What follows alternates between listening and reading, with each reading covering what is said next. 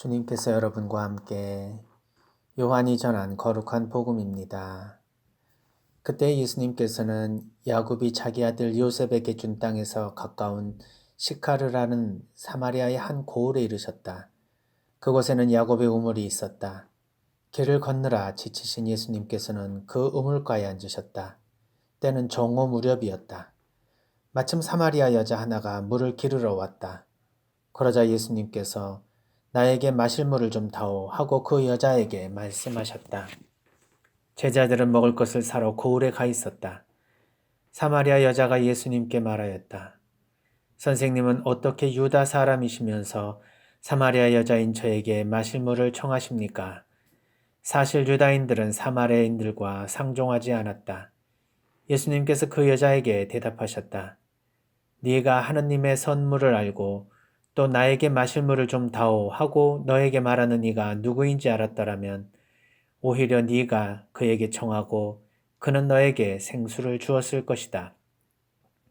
그러자 그 여자가 예수님께 말하였다. 선생님, 두레박도 가지고 계시지 않고 우물도 깊은데 어디에서 그 생수를 마련하시렵니까?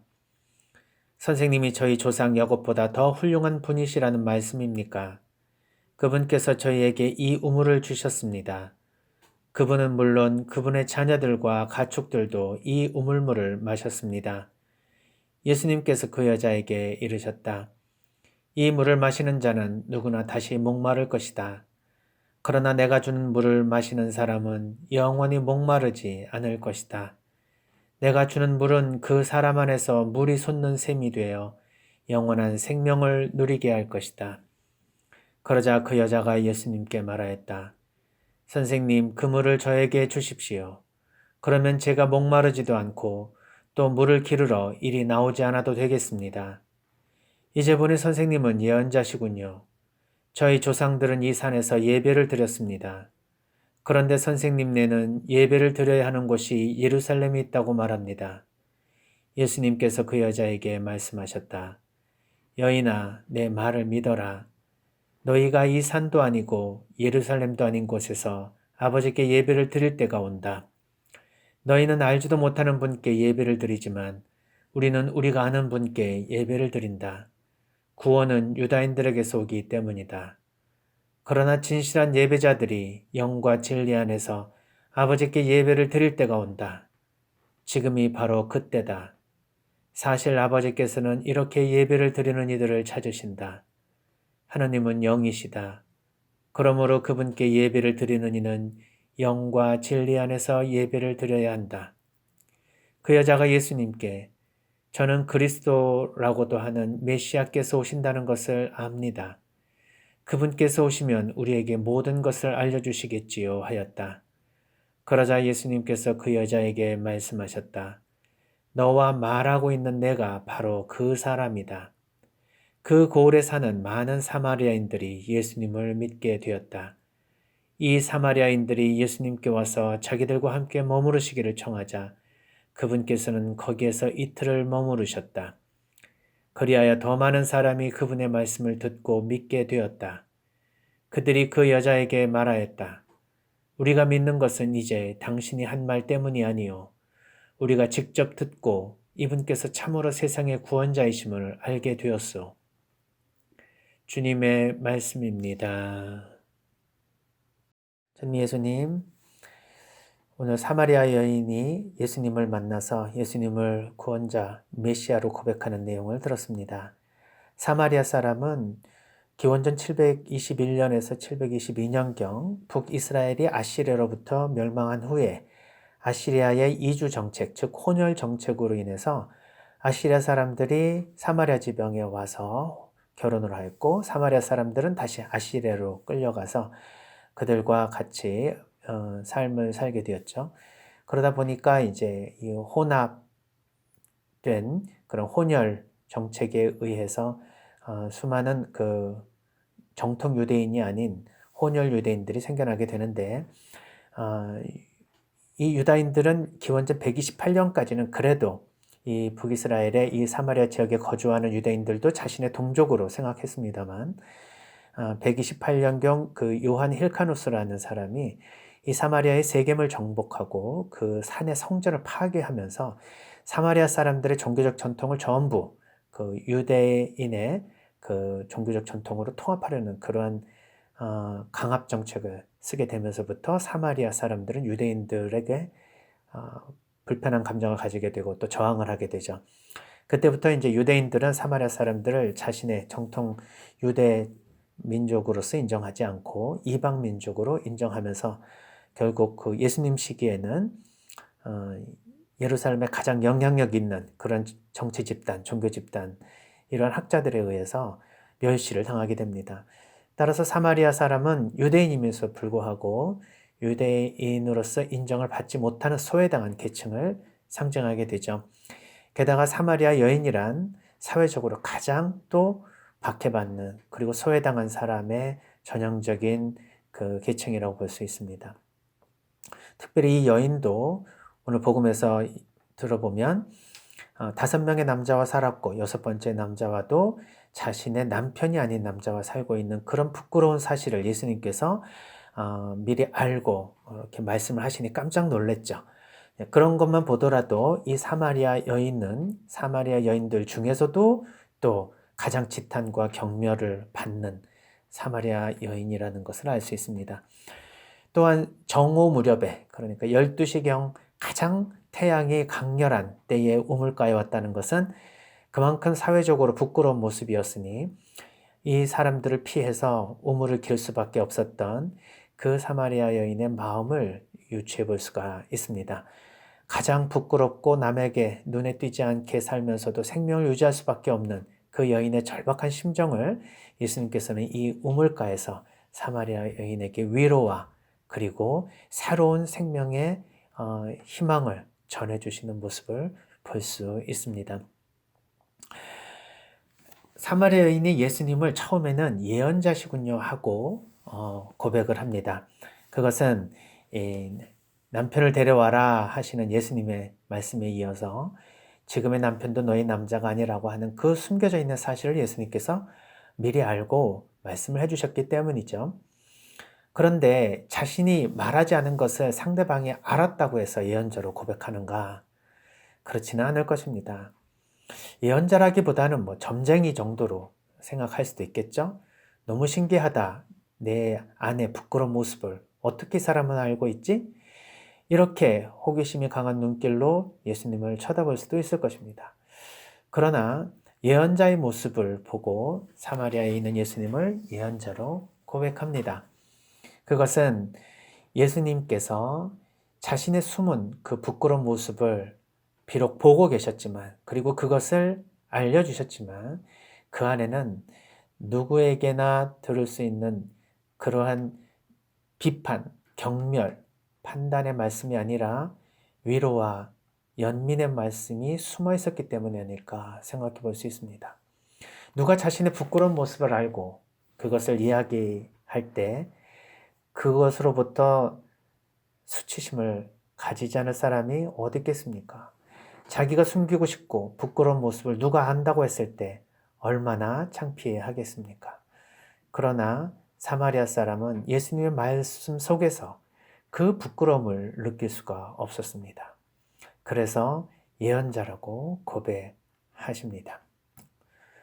예언자는 단순히 무엇을 이제 예언하는 그런 점쟁의 의미를 넘어섭니다.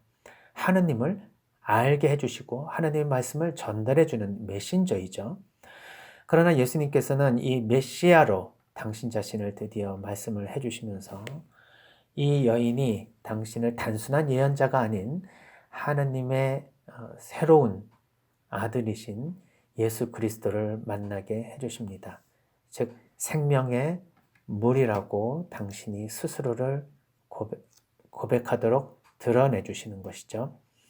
예수님께서는 그래서 예언자로 바라보는 그 여인의 당신에 대한 관점을 좀 더 높은 차원으로 끌어올려 주십니다. 14절에 보면 내가 주는 물을 마시는 사람은 영원히 목마르지 않을 것이다. 내가 주는 물은 그 사람 안에서 물이 솟는 샘이 되어 영원한 생명을 누리게 할 것이다. 영원한 생명을 누리게 해주는 샘솟는 물은 우리에게 생명을 주시는 하나님의 아들 예수 그리스도를 상징하는 것이죠. 또한 이 예수 그리스도는 한 분이시라고 볼 수 없고 하느님이시며 동시에 성령으로서의 삼위일체이신 하느님이겠죠. 따라서 오늘 복음이 아닌 이제 요한복음 7장으로 조금 더 내려가 보면 37절에서 39절 이 생명의 물은 결국 또 예수님 자신이며 동시에 성령이라는 말씀을 해주십니다. 37절, 39절 한번 보면요. 목마른 사람은 다 나에게 와서 마셔라. 나를 믿는 사람은 성경 말씀대로 그 속에서부터 생수의 강물이 흘러나올 것이다. 이는 당신을 믿는 이들이 받게 될 성령을 가리켜 하신 말씀이었다. 이 말씀이 나옵니다.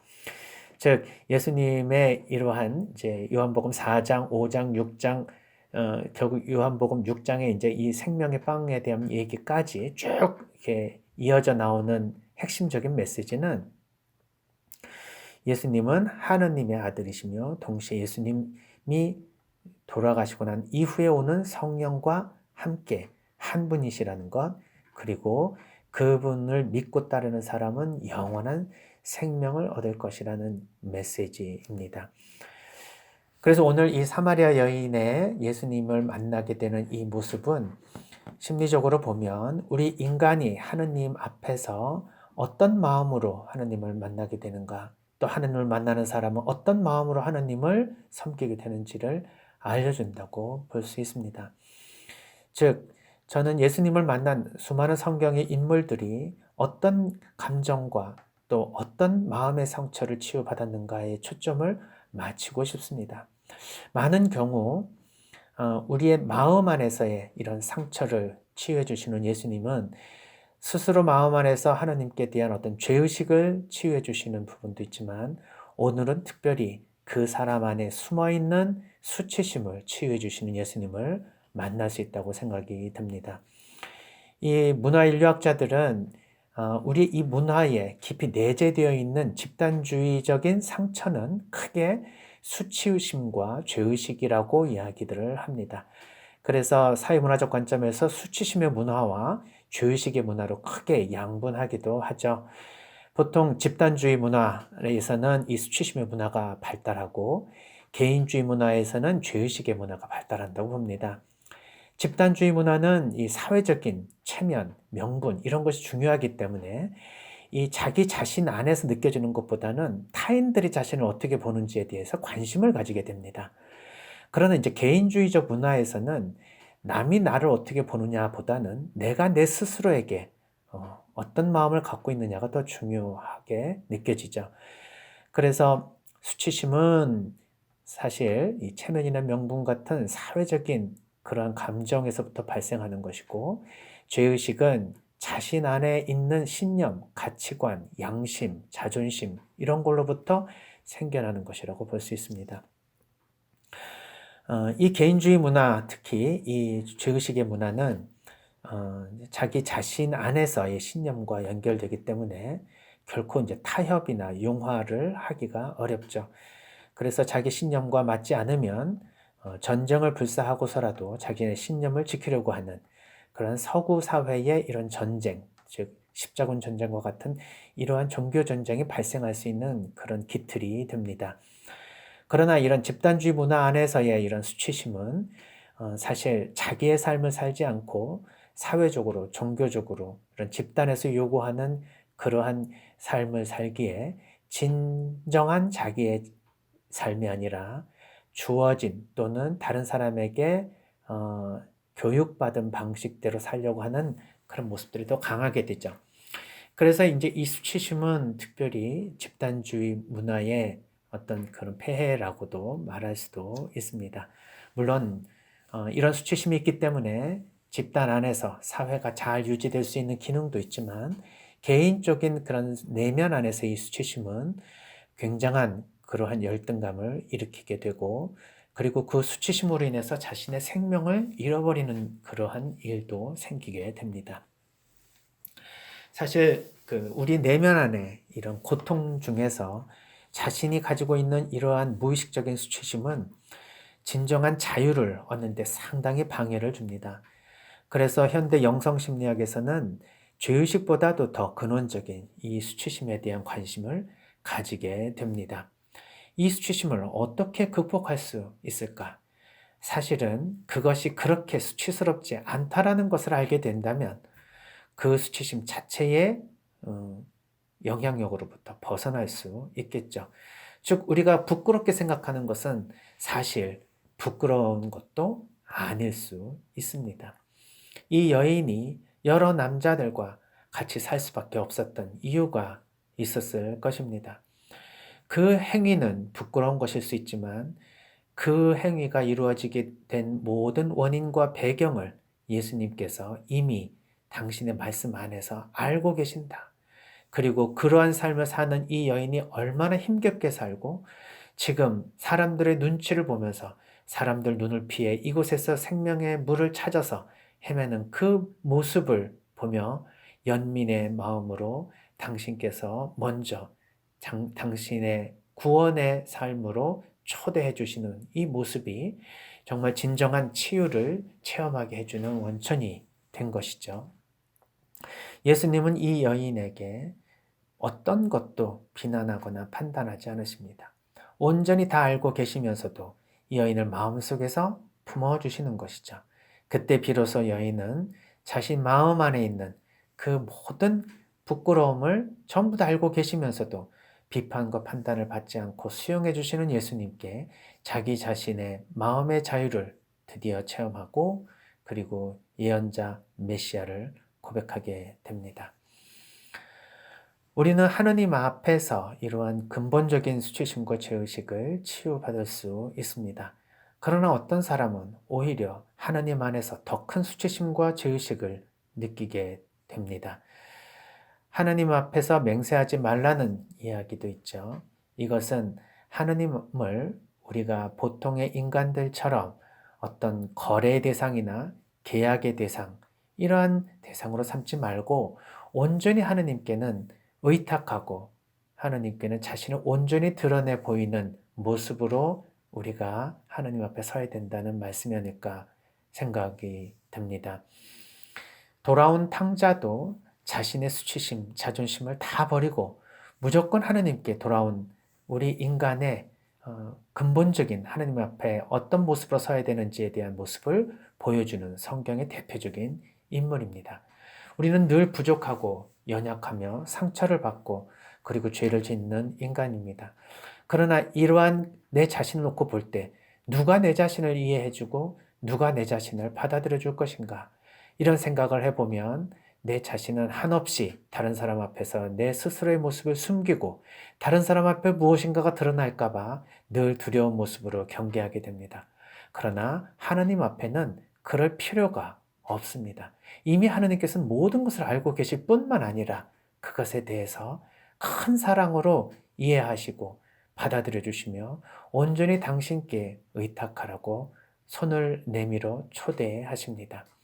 우리가 사순 시기에 우리가 부끄럽게 생각하는 우리의 내면의 마음, 그리고 하느님께 죄스러운 우리의 마음들을 하느님은 다 알고 계십니다. 이것을 성사 안에서 고백하고 그리고 하느님께 큰 위로와 사랑을 받아 다시는 하느님 앞에서 내가 이렇게 부끄럽게 살지 않겠다라는 마음으로 계심을 하는 이 사순절의 은총은 그 어떤 시기보다도 더욱더 하나님께 내 마음의 자유, 영혼의 자유를 체험할 수 있는 바로 구원의 기다림을 우리가 잘 준비할 수 있는, 그리고 그 기다림을 통해서 예수님의 부활을 체험할 수 있는 시기가 아닐까 생각해 봅니다.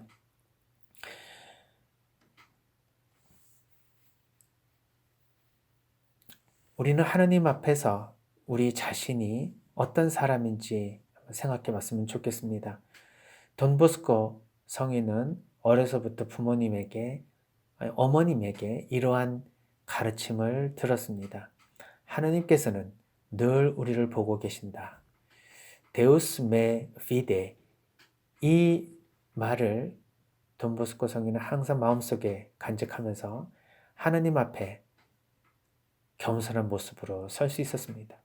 하나님이 늘 우리를 보고 계신다면 우리는 수치스럽고 부끄러워 오히려 하나님을 등지고 도망갈 수도 있습니다. 그러나 그럼에도 불구하고 하나님 앞에서 우리가 하나님과의 관계를 끊지 않고 계속 하나님께 설 수 있는 것은 우리의 이 부끄러움을 수치스럽게 여기기보다는 오히려 그러니까 오히려 하나님께 더 의탁하고 하나님께 더 매달리는 그러한 자기의 모든 것을 내어놓고 하나님께 다가가는 그런 모습일 때 가능하지 않을까 하는 생각이 들었습니다. 그때 우리의 부끄러움은 더 이상 부끄러움이 아닙니다. 우리 모든 것을 알고 계신 하나님 앞에 우리가 부끄러워해야 될지 아니면 그렇기 때문에 오히려 하나님께 내 자신이 모든 것을 의탁하고 자유를 얻을 것인지 이것은 우리의 마음의 결정에 달려 있을 것입니다. 지금까지 우리 마음속에 있는 내 마음 안에 많은 고통과 그리고 내 마음 안에 있는 상처들은 온전하게 치유해질 수 있는 분이 오로지 예수 그리스도 한 분뿐이시며 그분을 벗어나서는 어떤 영혼의 자유도 누릴 수 없다라는 아우구스티노 성인의 말씀처럼 우리가 진정한 마음의 치유 그리고 구원을 얻기 위해서는 이 사순절 다시 한번 멀어졌던 하나님과의 관계를 회복하는 순간이 아닐까 생각이 듭니다. 내 마음 안에 하나님은 어떤 모습으로 오늘 사마리아 여인처럼 나에게 오셔서 손을 내밀고 당신의 생명의 물을 받아 먹으라고 초대하시는지 그 말씀에 귀 기울이면서 오늘 이 사순 시기에 예수님의 따뜻한 사랑의 음성을 듣고 다시 한번 그분 안에 마음을 의탁할 수 있는 우리 자신이 되었으면 좋겠습니다.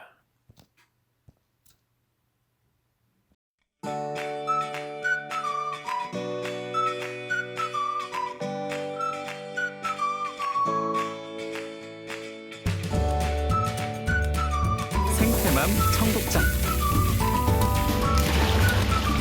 국산 콩은 한 가마에 요즘 45만 원 정도 합니다.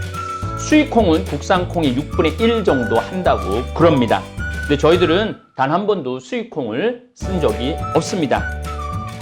성필리포 생태 마을에서는 콩값이 뛰어도 내려도 가물어도 풍년이 들어도 흉년이 들어도 청국장 가루는 지난 10년 동안 1kg에 3만 원 판매 변함이 없습니다. 우리 생태맘, 우리 청국장 가루 이름이 생태맘입니다. 생태마음, 엄마의 마음 이런 것을 합쳐서 생태맘 청국장 가루입니다. 미국 FDA 식품의약청 심사도 통과해서 1년에 50만 달러어치를 벌써 3년째 수출도 하고 있습니다. 어쨌든 여러분들 청국장 가루 많이 구매하셔서 맛있게 많이 드시기 바랍니다. 저는 아침에 밥숟갈로 2숟갈 물에 타서 마십니다.